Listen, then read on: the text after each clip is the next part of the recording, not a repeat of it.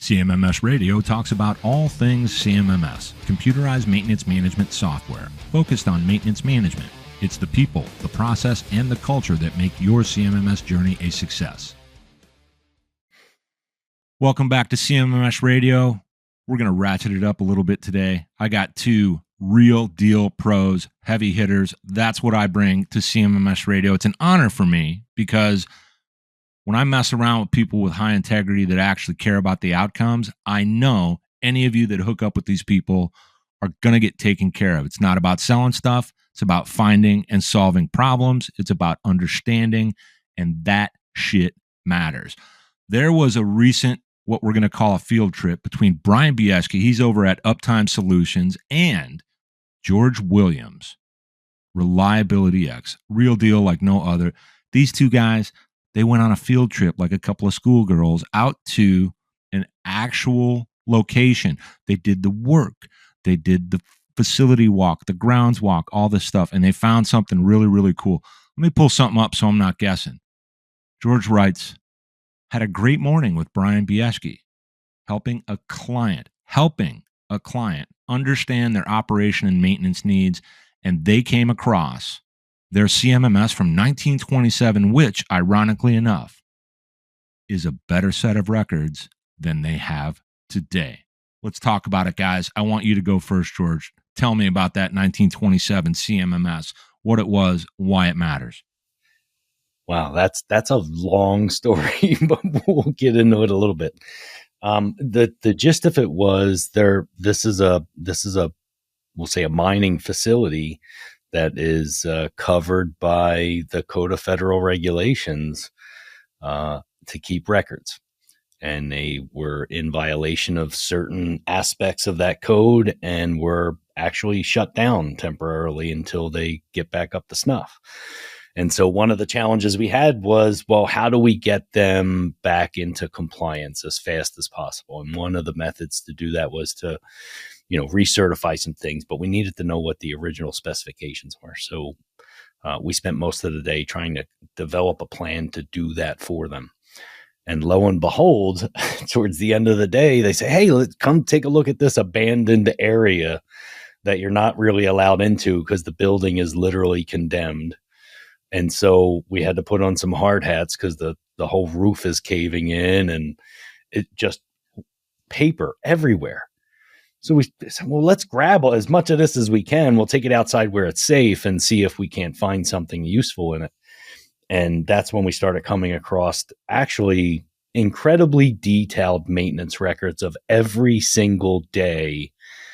And Bryan, they must have ranged, at least in those exact same binders, from the 1920s through, I think the latest one we saw was almost in the 70s. It was the 70s. It was almost the 80s. Yeah, it was like 78 or something like that, I think was the last thing I saw or that I remember seeing.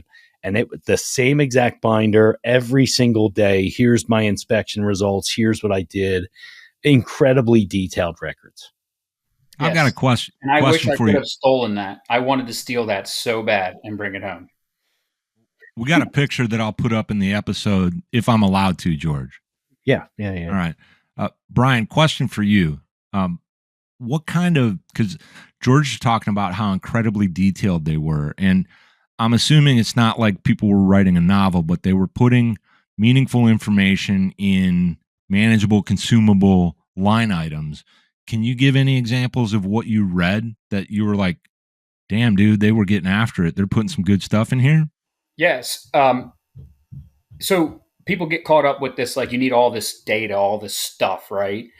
Those were concise. They were to the point. It was, this is the machine I inspected. This was the outcome. This is what I did, or this is what I'm going to do. And the date and the person who did it. That was it. A paragraph in each one. It wasn't, all this nonsense. It was legit. That was the name, date, what I'm inspecting, what I'm going to do or what I did, what I replace, whatever. That was it. It was amazing.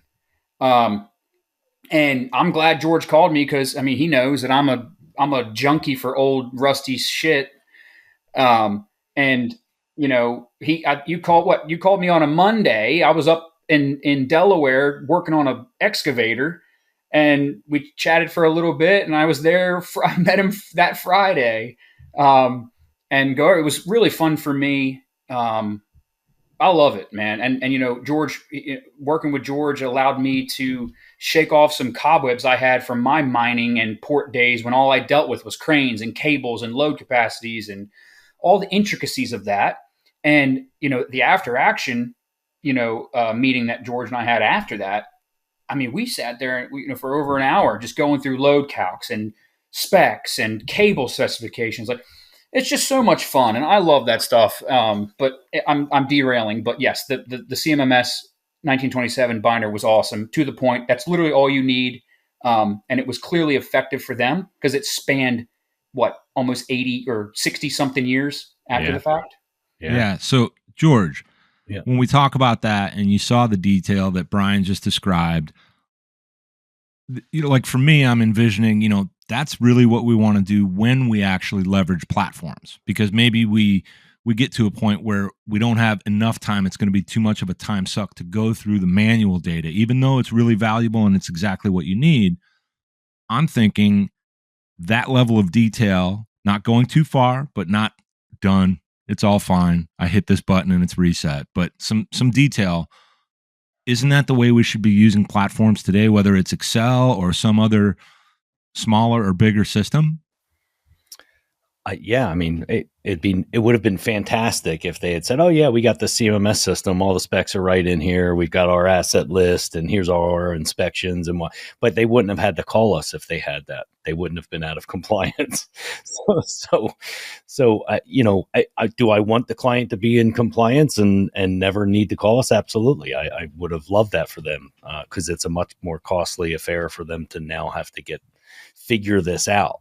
But what was fun about it for us was figuring out a method of finding the specifications, of understanding what they actually have, because their alternative was replace everything with new and have the new specifications. So instead of spending $500,000 replacing all the cabling and everything else, just so they could document specification, we're able to get them a path forward that says, here's what you have, let's recertify it.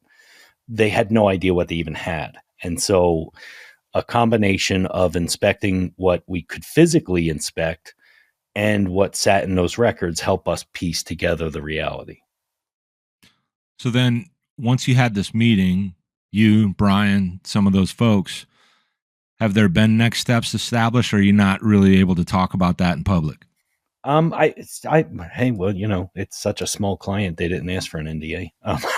So, I mean, we're not going to divulge any information, but, so what we did was, our approach was analyze as best we can so that it's not just full replacement. Let's find out if there's a path forward, to get them into compliance and back up and running. So we wrote a report with our findings, with our recommendations, with a project plan on how they can get back to compliance robustly and stay in compliance in the future, which is what an auditor wants to see, right? How are you controlling the program? And so we wrote a report that gets them to that point. That report is now with the auditor to either approve or mark up, and we're waiting for that feedback. And so for you, Bryan, did you get a chance to actually, because I didn't ask you this yet, did you get to crawl around on any equipment, or at least get near some of the equipment and check it out for yourself? And if so, what was the wildest or like funnest, most exciting piece of equipment, and what kind of stuff were you seeing? All right. Full disclosure. All right. I had a great time. All right. It's all my favorite stuff.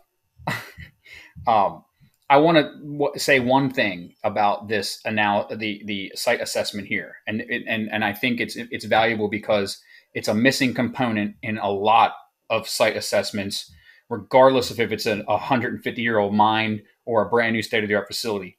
The operator themselves did not understand their own operating context, and the way in which we were able to perform a cost-effective strategy to bring them back into compliance was literally just understanding what they actually do. Okay. In this scenario, you know, load bearing cables in certain configurations have to have documented wire specifications, okay, from installation, and they have to be inspected periodically with that same, criteria throughout their life. They didn't have that. So when we go there, they were audited in such a way that they were technically out of compliance because of that. But once we started to dig into what they actually do, the loads they actually handle, the systems they actually used, we were able to say, well, all these things meet compliance from a safe working load capacity. It's just that they had some damage on things that need to be replaced, whatever. So I wanted to make that point because the operating context was really the defining factor for us to then make a solid recommendation for them. George and I could have easily gone in there and said, and hit the easy button and said, yeah, just replace everything and walk away. Right. But that's not what gets us, it's not what adds value to the customer. Right. And this customers, they're not operating on $1 million a day. They don't have that. Anyway, I just want to say that. But yes, I had a blast. Okay. The carriages and the draw works were used to be steam powered. They were converted to electric motors, which are still, I think they were GE 100 horsepower, split cage motors, and they were, probably 80 years old themselves. But that original drawworks assembly, I say draw, it's winch, winch systems. They were steam powered, which was awesome. Big bull gear, and then the carriage that actually moves material in and out of the mine was original as well. And I mean, it's what you think. Wrought steel or cast iron, carriage with riveted together. And I mean, it was awesome. I love all that. And even to the point where I saw some old buildings when we got there. And I was like, oh, before we leave, we got to go walk around in those buildings. Yeah. Yeah. Well, and I think that's why, George, I think that's why you referred to it as a field trip. It's kind of a play on words, but that's the real stuff. You go in, you're excited, you're interested, you're curious.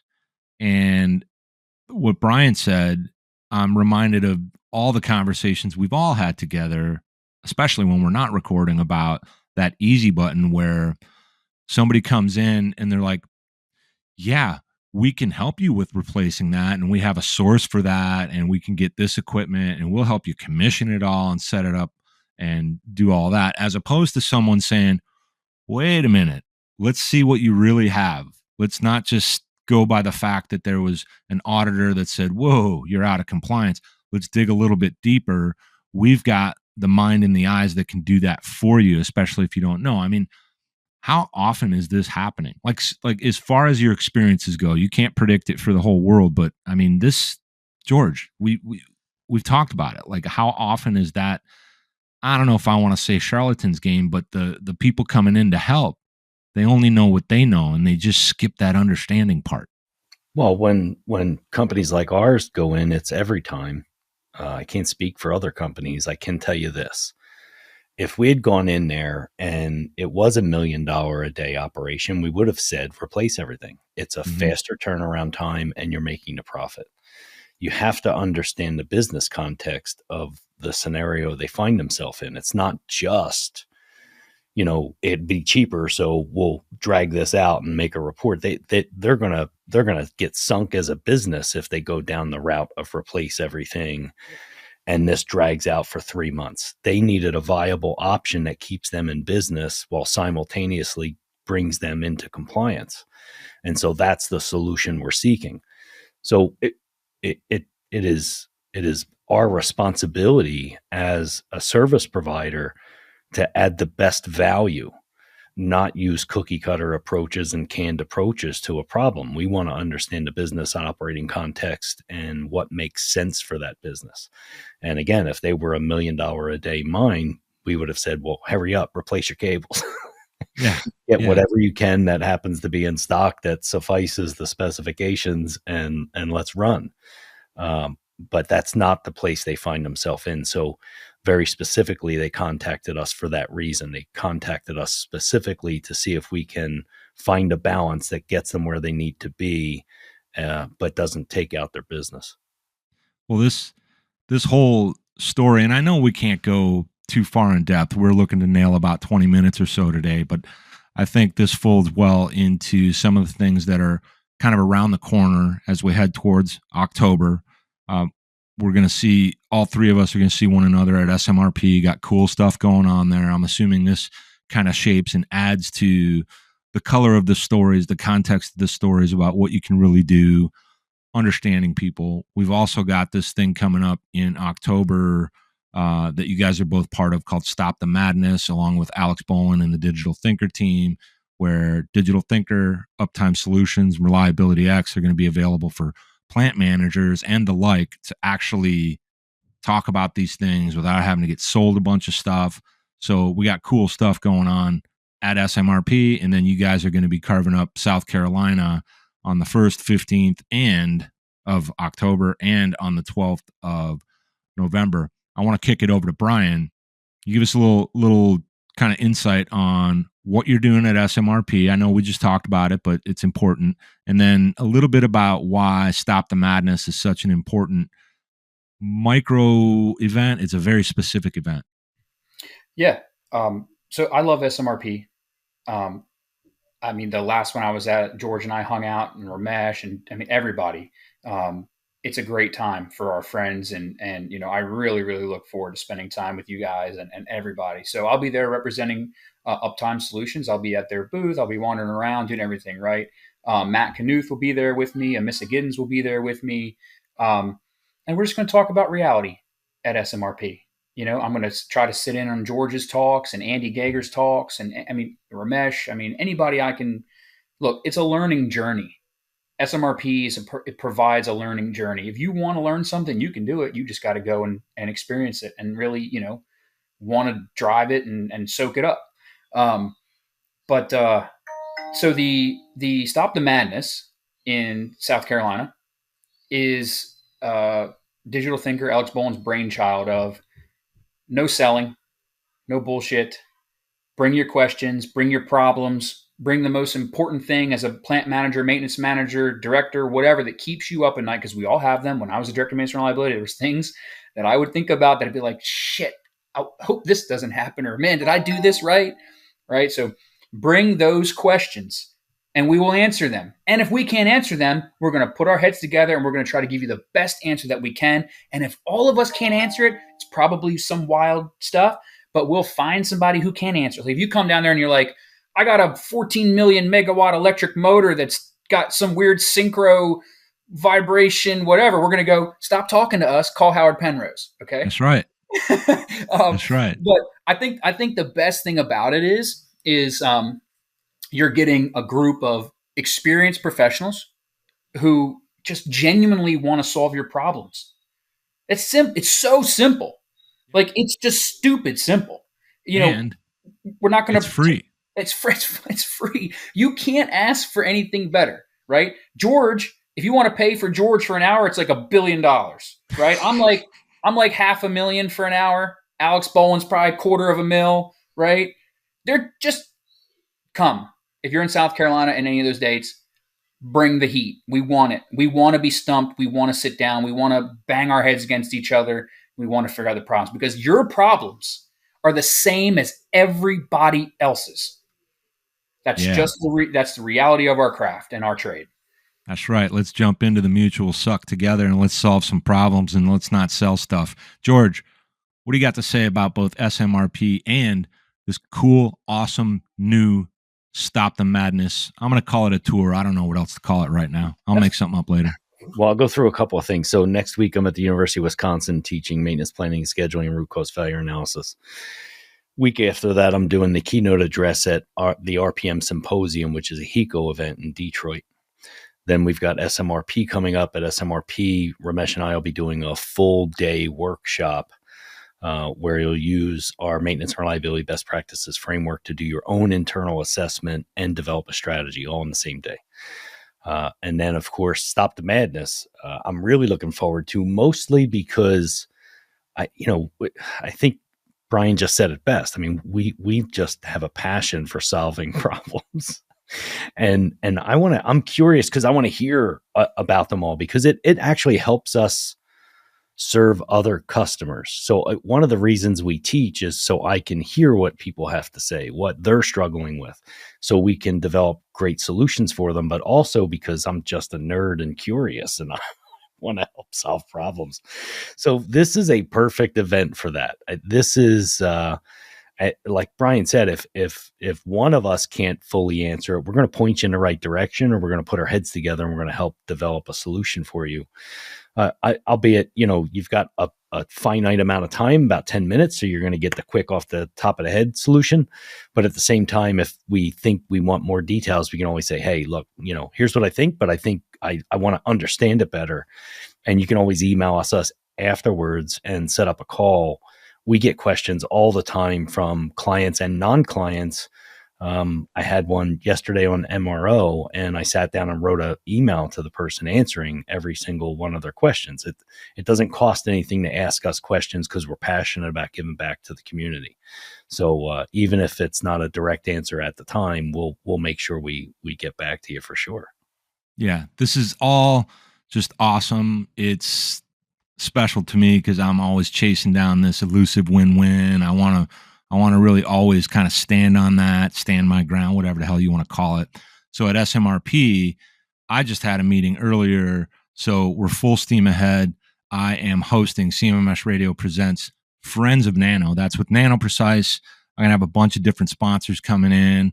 I got MaintainX. I got Upkeep. I got Mentor APM. I have Ultimo coming in to sit down. I got a Levotech, Reliability X, Top Billing, bringing my recording rig. You can see it right there on screen. So I'm going to be sitting in a booth, chopping it up with a bunch of cool people. I'm going to find a way to sneak you in there, Bryan, so we can rip. And the other thing is to remind everyone, when it comes to stopping the madness, that's October 1st in Charleston, South Carolina, half-day event. October 15th is in Columbia, South Carolina, half-day event. And then on November 12th in Greenville, South Carolina.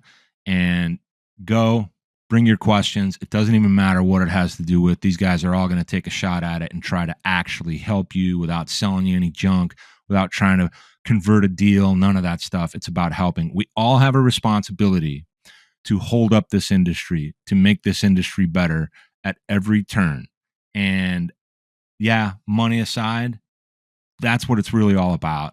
I'm so thankful you guys could make time today. Bryan, you got something to add. Fire away. You know my mannerisms really well. I wanted to say that the passion is real, and it's a good thing because every industry that George, myself, Greg, all of our friends work in literally make your entire world go around. So if there are no people who are passionate and genuinely want to get to the root of the problem, deal with things, help, train, all of that, then you have people who are keeping all the things, your lights on, okay, your water. Those people then might not have the education or the skill set or the means or the enablement to do their job correctly. Everything is tied back to this industry. Everything. Love it, man. George, Bryan, thank you guys for being here with me on CMMS Radio. All right. Thanks, Greg. Thank you. Did you find this episode helpful? Please send us some feedback, suggest a topic, or ask a question. Reach out to CMMS Radio if you need a co-pilot on your CMMS project. Visit CMMSradio.com and use the What's on Your Mind link.